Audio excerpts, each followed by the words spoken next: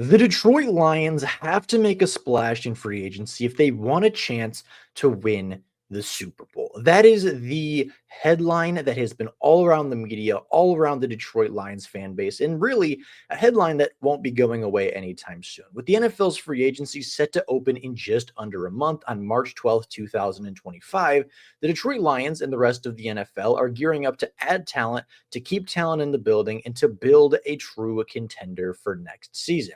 And today we're going to take a look at some of the rumors that have been floating around because, of course, naturally, as the date approaches, as free agency gets closer and closer to opening up, there are going to be rumors. Players that the Detroit Lions have to sign to go win a Super Bowl, players that are the perfect fit for the Detroit Lions, and players that everybody feels that the Detroit Lions need to add to the roster in order to maximize their potential this year. And today, we're going to take a look at those players. We're going to take a look at the rumors, take a look at the guys that have been talked about, and talk about whether they're a good fit, whether they're a realistic fit, and whether or not the Detroit Lions should pull the trigger, give the money out, and add talent to this roster.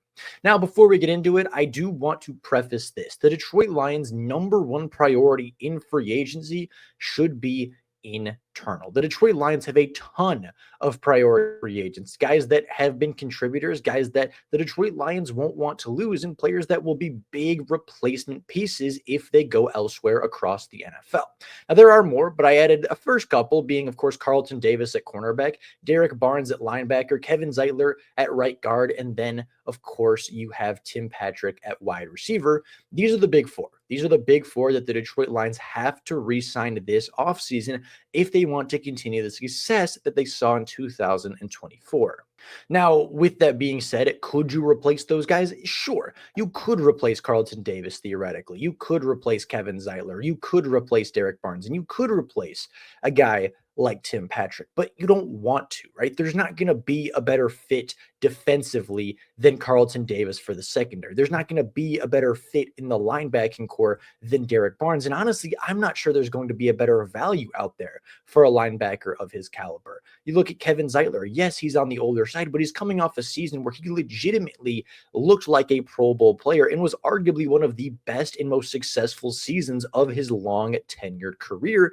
And even Tim Patrick, a guy that put up 400 yards and 3 touchdowns through the air, does so much more off the stat sheet, from blocking and being physical and opening up lanes in the running attack, that it's really tough to replace a guy like that at his frame, his size, and his willingness to block, that you're probably not going to get a better value on the open market than players that have already been sold on the culture, already won games here, already have their families here, and guys that probably don't want to pack up and leave just yet.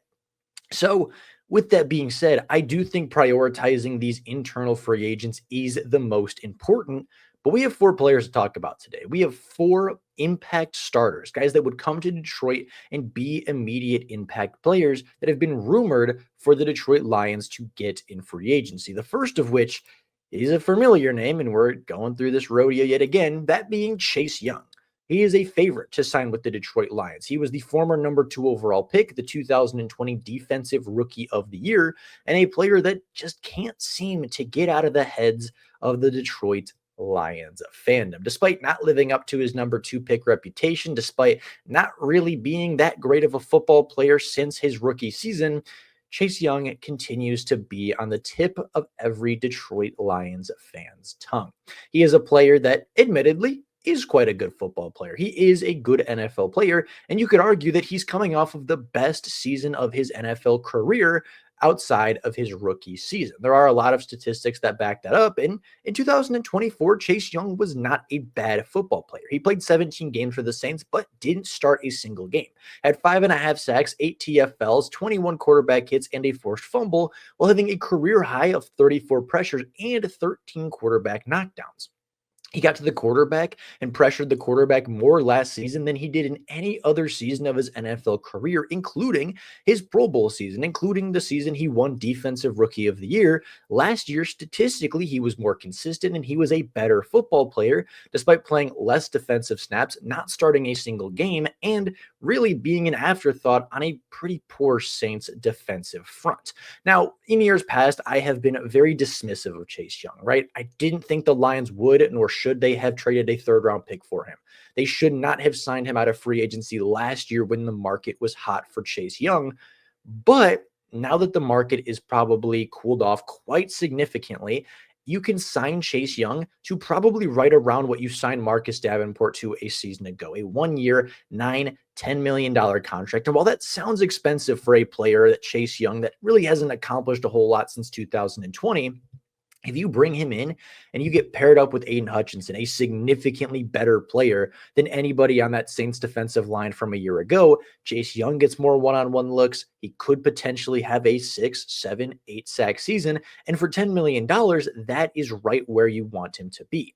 Now, I would not sign Chase Young for anything more than a 1-year prove-it deal. I wouldn't sign him to any money guaranteed. And I wouldn't expect him to be the only option for this defense. Don't make it a Marcus Davenport situation where you sign him, he doesn't play very well, and then you're back to Al-Qadain Muhammad, you're back to Josh Pascal, you're back to John Kaminsky, because while those guys are decent role players and they have their strengths on the roster, they're not guys that you want to rely upon as starters. So Chase Young, coming off of the best season of his NFL career in a cooled down market for a 1-year contract, it could make a lot of sense. Chase Young would go to a contender. The Lions would add a true edge rusher too, because I think at this point, that's what Chase Young is. He is a true second tier edge rusher that can help and make plays when the number one player is occupied. Now, if the Lions sign Chase Young, I still think they draft an edge rusher. I still think they draft a defensive tackle. I don't think the signing changes the draft process or the rest of free agency, but I think it adds some pretty quality depth, and it might be for relatively cheap based off of his career trajectory. And again, it's important to know that Chase Young is still a young player. He's coming off of the best season statistically of his career. So there's nothing stopping him from continuing to grow even a little bit more with the Detroit Lions and their defensive front. Casey Rogers might be able to develop him a little bit and get a career year out of Chase Young. And next year, they could sign him to a little bit of a larger contract. Another pass rusher that has been in the mouths of the Detroit Lions faithful is Milton Williams. And in particular, after his Super Bowl, Milton Williams has been a hot topic for most NFL fan bases. A Super Bowl that saw Milton Williams record 2 sacks, 2 tackles for loss, a forced fumble, and a fumble recovery has led many people to have a huge free agency crush on him. With a projected contract next year of 4 years, $50 million, Milton Williams is the hottest commodity in the defensive line market. However, I think Milton Williams is fool's gold. And I made a video just over a week ago talking about how I wanted the Detroit Lions to sign Williams. I thought he would be a great player. He'd be an upgrade over Levi. He'd be great next to Aleem McNeil. And while I still think those things are true, there are a lot of contract implications.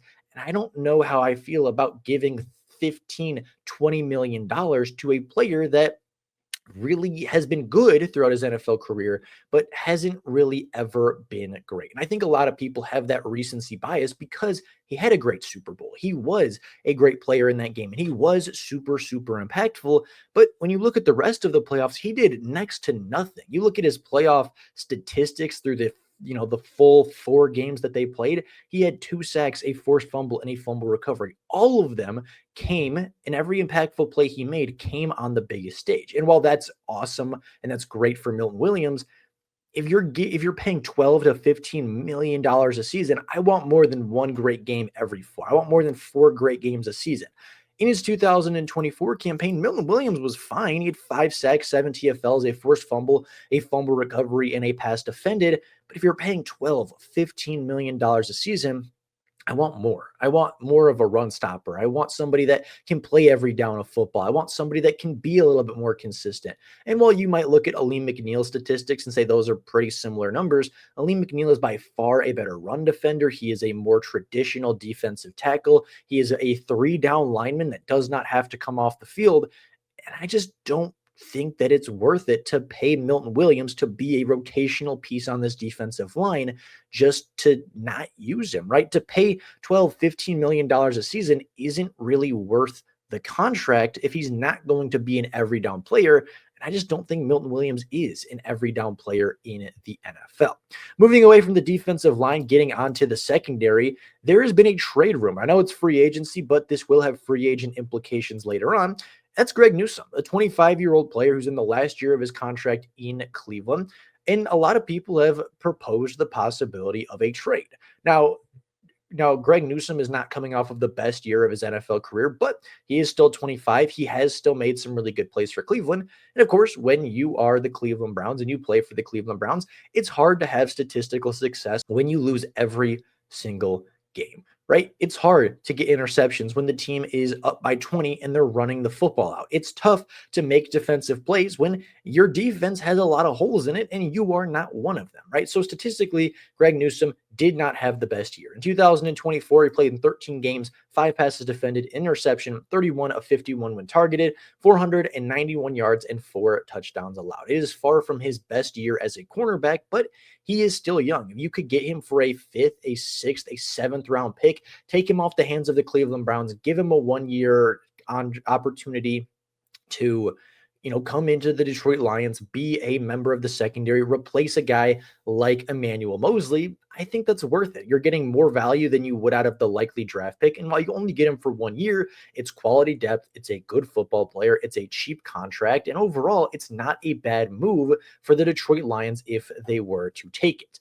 But a better option, and a option that would not cost you a draft pick, is Paulson Adebo, a player that I honestly didn't even know was a free agent until doing the research for this video and looking up some of the rumors. And it's hard to not like him as an option, right? 6'1", 192 pounds, a big physical press man corner who suffered a broken leg in 2024. He played 7 games, made 7 starts for the Saints, and while playing, he was quite good, but he will be recovering from the same injury that ended Aiden Hutchinson's season just in October. Now, in 2024, Paulson Adebo was really, really good. In 7 games, he had 52 tackles, a TFL, 10 passes defended, 3 interceptions, did allow a 60% completion rate, but only a singular touchdown through the air. He was on pace for 5, 6, 7 interceptions with 2 touchdowns allowed, and that's the type of cornerback that the Detroit Lions would love to have. He is a player that over the last 3 seasons has been top 10 among defensive backs in both pass breakups and defensive pass interferences. He is physical, he is tough, he will play the receiver through the route, and sometimes he'll get called for pass interference. Sometimes he'll give up a free first down, but other times he's walking away with interceptions. He's not giving up touchdowns. He's playing physical off the line of scrimmage. And if that sounds familiar, it's because that's exactly what the Detroit Lions asked Carlton Davis to do. Now, the only real drawback here is the injury concerns, right? Depending on how much money he wants, it's really tough to give guaranteed money to a guy that's coming off of such a gruesome and significant injury, right? We all watched Aiden Hutchinson running. He was injured 3.5 weeks before Paulson Adebo. So Paulson Adebo may not even be walking yet by himself, let alone running, let alone being in football shape. And while there's lots of time to heal, there absolutely is. A guy coming off of a major injury like that is always a big risk. So if you could get him on a 1-2-year prove-it-esque deal that's not super expensive, but is enough to entice a big physical cornerback to come over, you could add really good depth. You could let Paulson Adebo recover, potentially play him as a replacement for Carlton Davis if he walks in free agency, be a cheaper option. But again, that's playing with fire a little bit, right? If he does get hurt, if he's not the same player he was in New Orleans, then you're working and you're relying on 2 second-year guys in Amik Robertson with very minimal depth. So it could be a great option for the Detroit Lions. It could be a great depth option for the Detroit Lions, but it comes with a bit of a risk as well. So with all of that being said, that is all I have for you guys today. Those are the 4 free agent rumors that I've really been hearing about from the Detroit Lions, 2 on the defensive line, 2 in the secondary. Not a whole lot on offense, not that there's much to be added. But let me know down in the comments below. What do you think about these 4 free agents? Are any of them sticking out to you as players you want to see the Detroit Lions sign? Or is there another player? Is there a different guy that we haven't talked about yet that you want to see the Lions pursue in free agency? Or is there a player that we talked about today that you're dying for the Detroit Lions to grab? Let me know that down in the comments below. I'd be very curious to hear what you guys have to say. If you've yet to subscribe to the channel, please go ahead and do so. It helps the channel out tremendously. And if you like the video, leave a like, right? Come back to the video. It helps the algorithm. It pushes it out to you guys more later on as more videos get uploaded. So if you like the videos, subscribe, like, turn on bell notifications so you don't miss a Lions upload, and come back here for more. But with all that being said, that's all I got for you guys right now. Thank you so much for watching. And until next time, and as always, go Lions.